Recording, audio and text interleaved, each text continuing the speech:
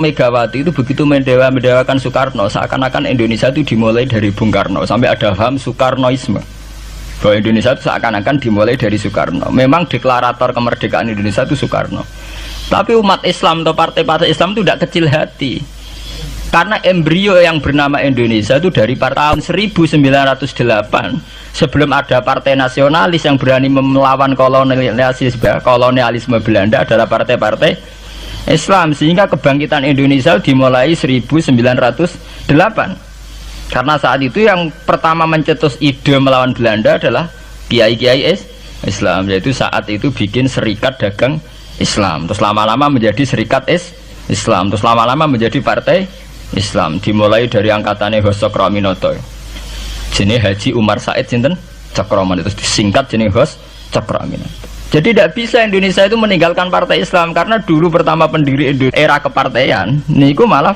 partai-partai apa? Islam yang lahir di Solo, di Jogja. Bahkan sebelum ada negara yang bernama Indonesia, itu ada negara yang bernama Demak Bintoro, ada Demak Ngayogja napa? Karto. Itu semua negeri napa? Islam. Ya paham. Sehingga secara kesejarahan kita tidak kalah sama tuanya Soekarnoisme atau partai PNI.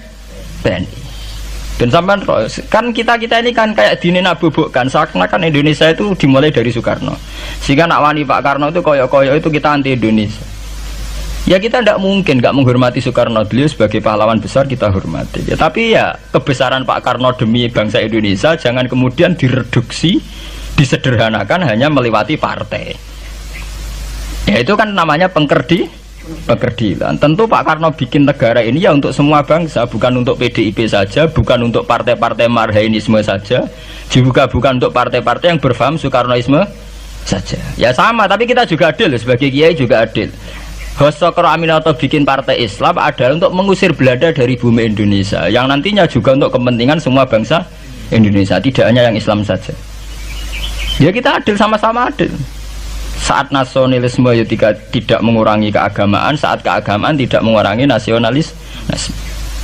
Tapi ya itu tadi, kemudian ini dikerdilkan secara politik. Di sawangannya nak wis duwete Pak Hasim Mbak Mega nasionalis religius itu sudah ditren. Angger duet senengane pasangan nasionalis sampai religius. Apa nak nasionalis terus wajib sholat? Apa nak religius terus gak wajib nasional? Sebetulnya itu kan wajib. Apa kan orang Indonesia itu wajib sholat hanya karena atas nama nasionalisme? Apa nak gue kiai itu wajib bayar pajak?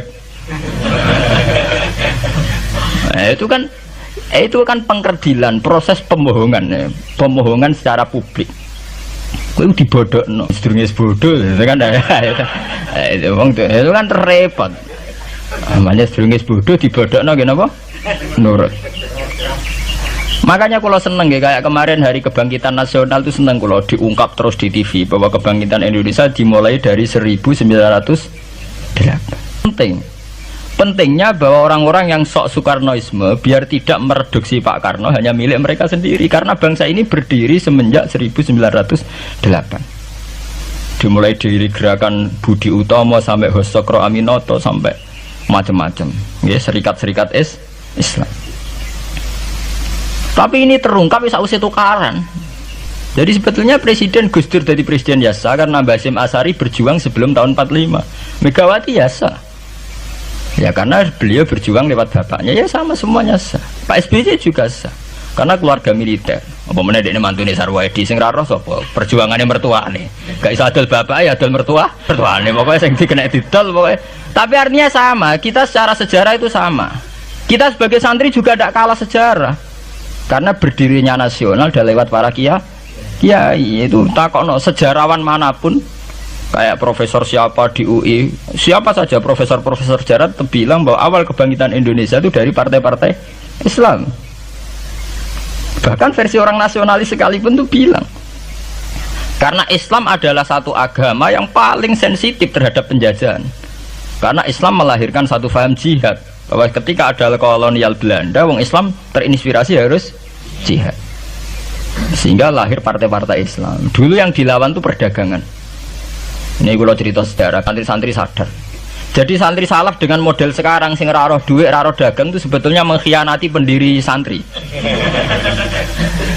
Lho boten niku lho fair, sing gak seneng dagang, gak seneng mergawe itu mengkhianati pendiri pesantren. Sama lihat sejarah, tahun 1908 itu namanya tidak SI, tidak Serikat Islam, tapi Serikat Dagang Islam.